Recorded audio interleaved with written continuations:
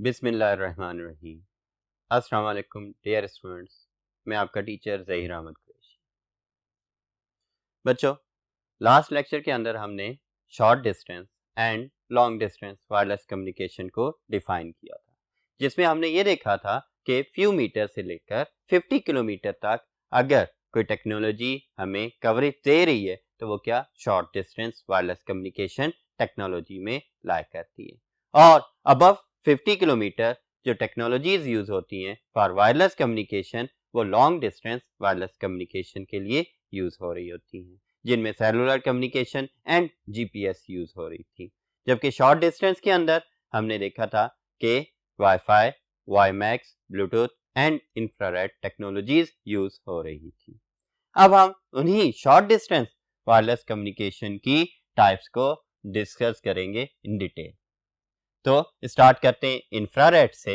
Infrared basically extremely high frequency waves होती हैं, like X rays, gamma rays वगैरह। Infrared waves भी extremely high frequency waves होती हैं। ये याद रखना है आपने कि ये एक्सट्रीमली हाई फ्रीक्वेंसी वेव्स होती हैं।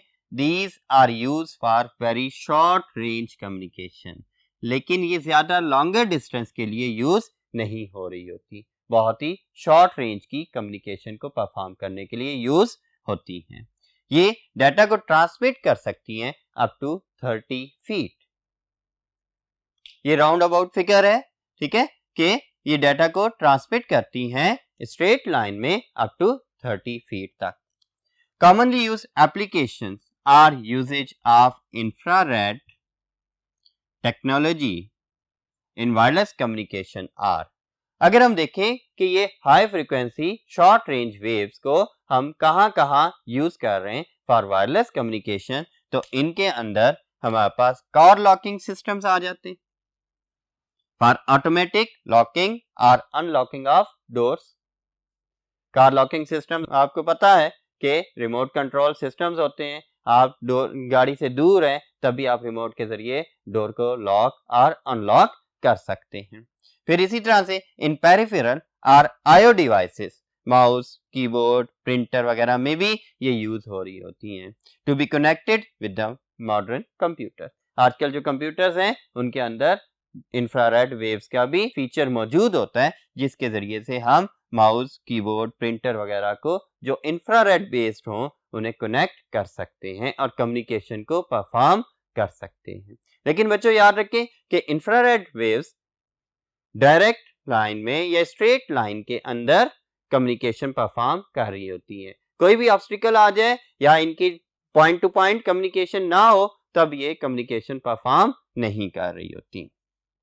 इन होम सिक्योरिटी पेरिफेरल डिवाइसेस के बाद हमारे पास इन होम सिक्योरिटी सिस्टम्स आ जाती हैं to have infrared based burglar alarm systems और अदर डिफरेंट मैकेनिज्म्स होते हैं। ऑटोमेटिक डोर ओपनिंग आप कह लें, in the same way automatic lights on और ऑफ कह लें। इन तमाम ऑप्शंस के लिए क्या है हमारे पास घर में ये यूज हो रही होती हैं। होम सिक्योरिटी सिस्टम्स में बर्गलर अलार्म सिस्टम यानी कि कोई चोर आ गया या कोई साया आ रहा है तो उसे डिटेक्ट करके एकदम से अलार्मिंग करने के लिए भी ये यूज हो रही होती हैं। जब आप घर से दूर हैं आप एक्टिवेट कर सकते हैं, या रात को सो रहे हैं तो आप इस सिस्टम को एक्टिवेट कर देते हैं, जिसकी बेस के ऊपर ऑटोमेटिक डिटेक्शन हो रही होती है। वो भी इंफ्रारेड बेस्ड होती हैं।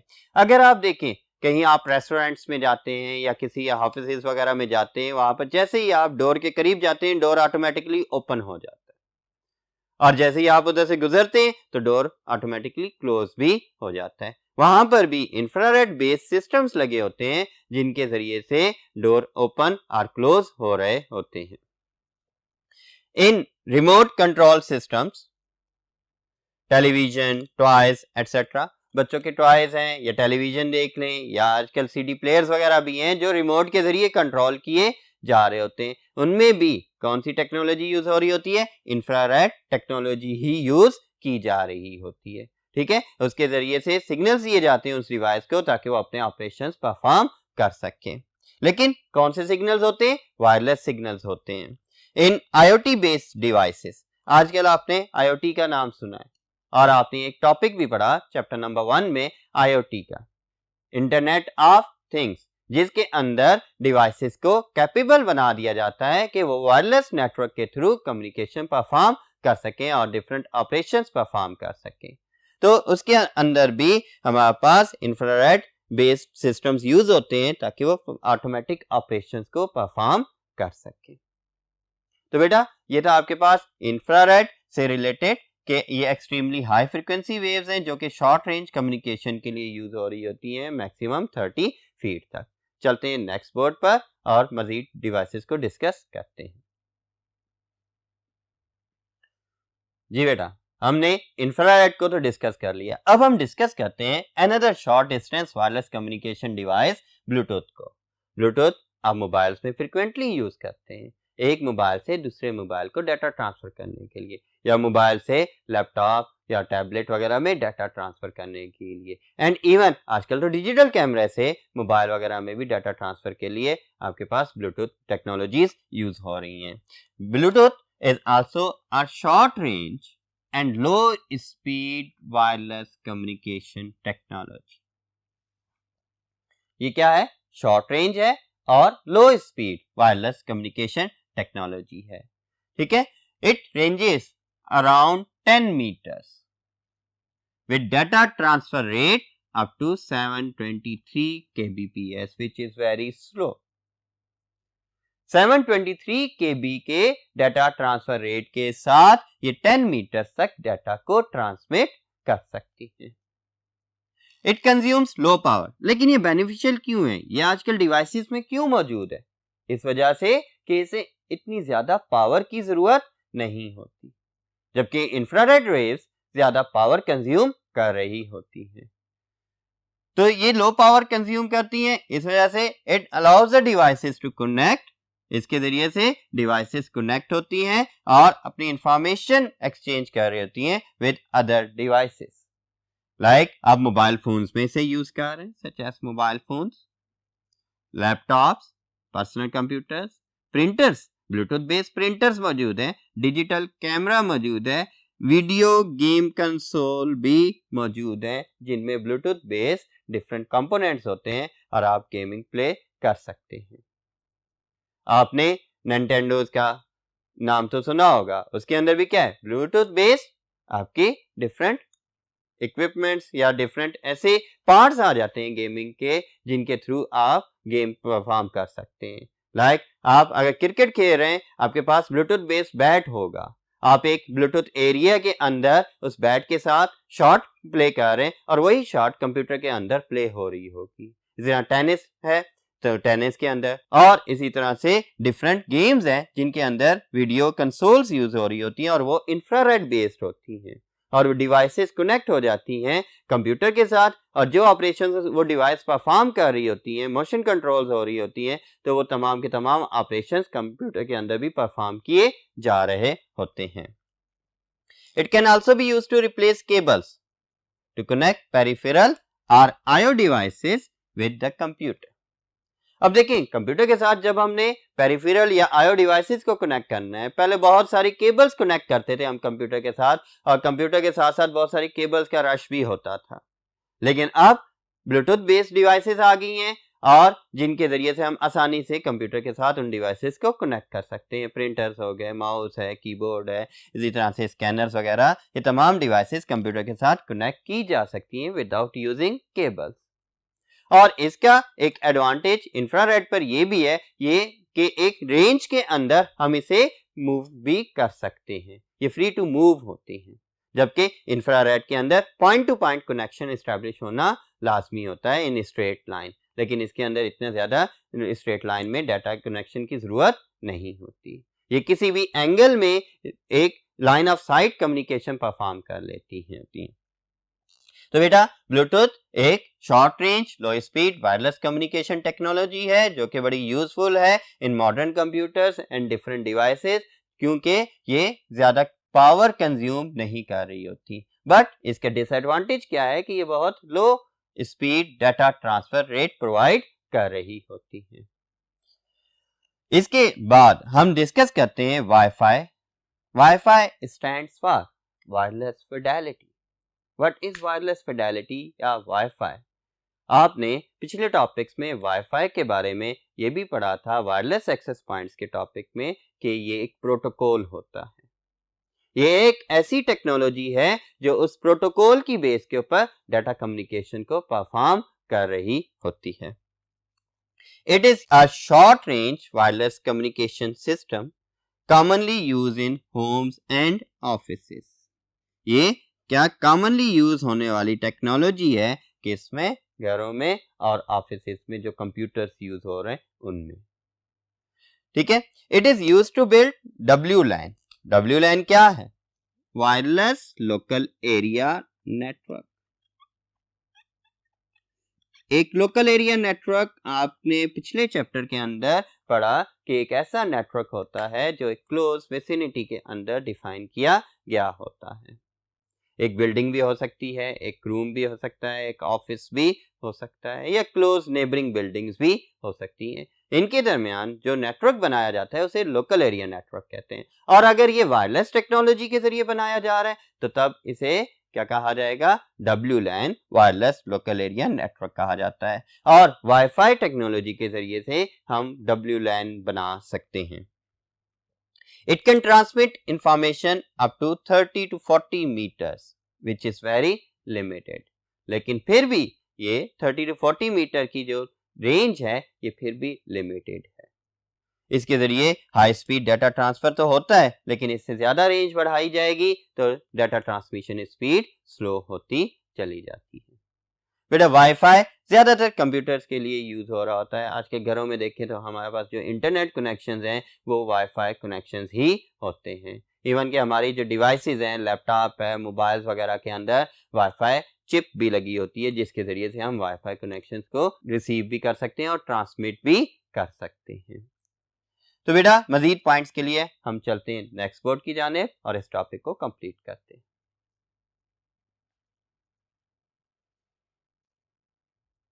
जी बच्चों, वाईफाई काम कैसे करता है? ये बेसिकली रेडियो वेव्स को यूज करता है to provide high speed internet and network connections. अब देखिए लोकल एरिया नेटवर्क है तो लोकल एरिया नेटवर्क के अंदर लाजमी नहीं है कि इंटरनेट कनेक्शन हो। ऑफिसेज में जो नेटवर्क बनाए जाते हैं उनमें बहुत कम ही इंटरनेट कनेक्शन प्रोवाइड किया जा रहा होता है। उनका लोकल नेटवर्क होता है जिसके ऊपर वो एक कंप्यूटर से दूसरे कंप्यूटर को डाटा एंड रिसोर्सेज शेयर कर सकते हैं, ठीक है। अगर इंटरनेट कनेक्शन उनमें दे दिया जाएगा तब वो वाइड एरिया नेटवर्क बन जाएगा। तो लोकल एरिया नेटवर्क और वाइड एरिया नेटवर्क में इंटरनेट कनेक्टिविटी का भी डिफरेंस होता है। लोकल एरिया नेटवर्क के अंदर लोकल सर्विसेज को यूज किया जा रहा होता है, सर्वर बेस्ड इंटरनेट कनेक्शन को यूज किया जा सकता है, ठीक है बेटा। तो it uses radio waves to provide high speed internet and network connections. हम इसके जरिए से इंटरनेट के साथ भी कनेक्ट हो सकते हैं और इवन के नेटवर्क के साथ भी कनेक्ट हो सकते हैं। Forward to travel the information through air, लेकिन इसमें जो भी इंफॉर्मेशन ट्रेवल कर रही होती है वो एयर के थ्रू ही कर रही होती है। It provides low power transmission. ये low power transmission of data provide करती है, allowing users to connect with in close proximity, ठीक है। ये क्या low power transmission of data provide कर रही है, यानी ये जो डाटा ट्रांसमिट करेगी वो लो पावर में। इंटरनेट कनेक्शन तो हाई स्पीड है, उसको तो एक्सेस कर सकते हैं, लेकिन जो ट्रांसमिशन रेट है वो कम होता है, ठीक है। और विद इन क्लोज प्रॉक्सिमिटी हम इसके जरिए राउटर या अदर रिपीटर्स के साथ कनेक्ट हो सकते हैं। वो रिपीटर्स या राउटर्स क्या करते हैं? सिग्नल्स को एम्पलीफाई करते हैं और रीट्रांसमिट कर रहे होते हैं with high power, with high voltage, ठीक है। तो इस वजह से क्या किया जाता है कि ये क्लोज प्रॉक्सिमिटी के अंदर राउटर या रिपीटर के जरिए से कनेक्ट किया जाता है थ्रू वायरलेस या wifi technology. Wifi based networks are portable, means इन नेटवर्क्स को हम एक एरिया के अंदर कहीं भी ले जा सकते हैं। आपका टेलीफोन कनेक्शन है, टेलीफोन कनेक्शन पोर्टेबल नहीं है। आपने जिस एड्रेस के ऊपर वो कनेक्शन एस्टेब्लिश करवाया है वो सिर्फ उसी एड्रेस के लिए है। आप अगर अपना एड्रेस चेंज करते हैं, अपनी लोकेशन चेंज करते हैं तो कनेक्शन भी चेंज करना पड़ जाता है, ठीक है। लेकिन वाईफाई कनेक्शन है, आपने एक कनेक्शन ले लिया, आपने घर चेंज किया, एक टाउन से दूसरे टाउन में गए, एक ही सिटी के अंदर, आप उसे भी साथ में ले जा सकते हैं, वो वहां पर भी काम करेगा, ठीक है। And needs to be secured with passwords, ये ओपन ईयर होता है तो इस वजह से इसे पासवर्ड्स के जरिए सिक्योर करना लाजमी है, क्योंकि इलीगल एक्सेस ना हो सके और आपका प्रीशियस डाटा कोई और एक्सेस ना कर सके।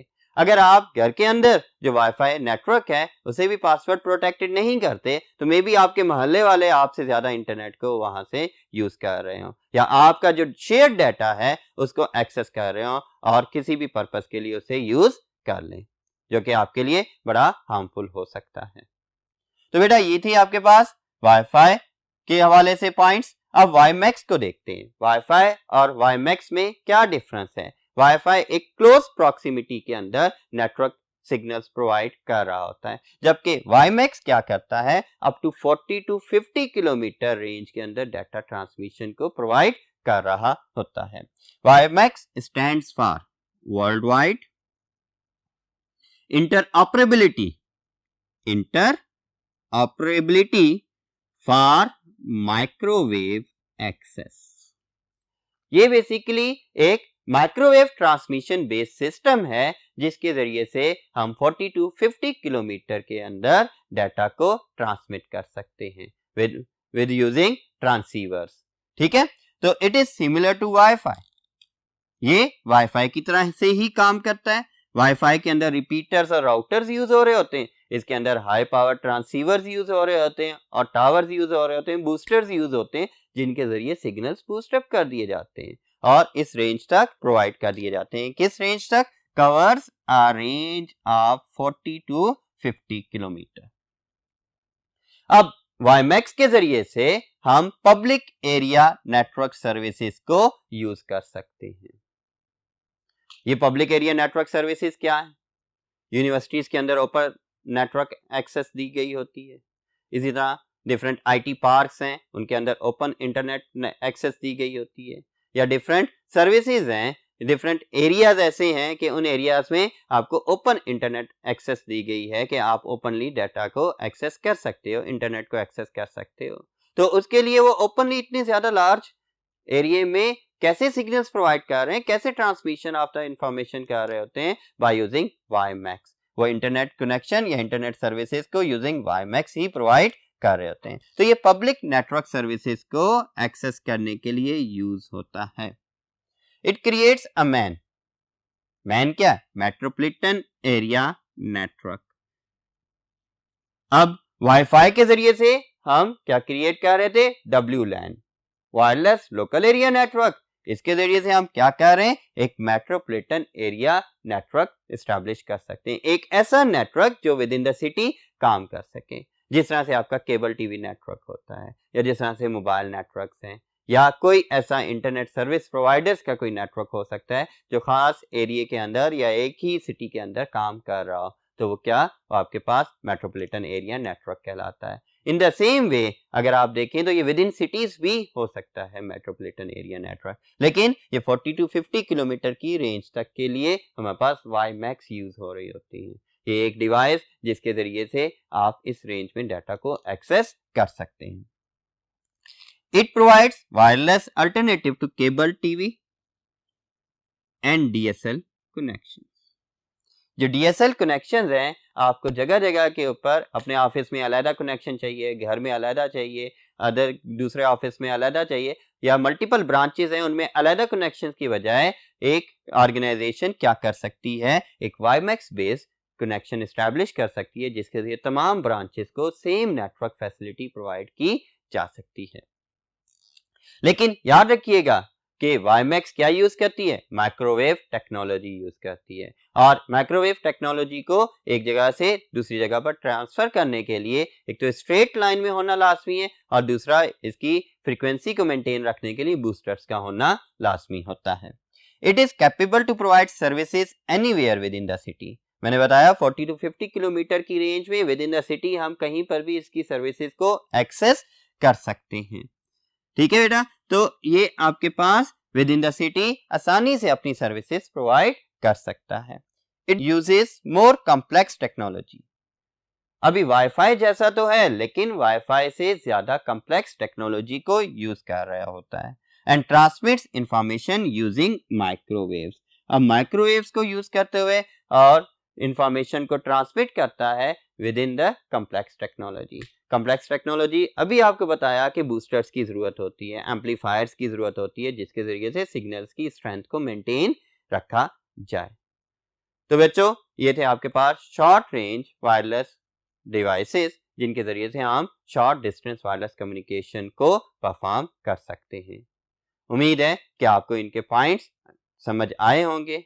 बार बार रिपीट कीजिएगा, इसे बुक से भी पढ़ें, फिर इस टॉपिक को सुने भी जरूर। और मुझे इजाजत दें। अल्लाह हाफ़िज़।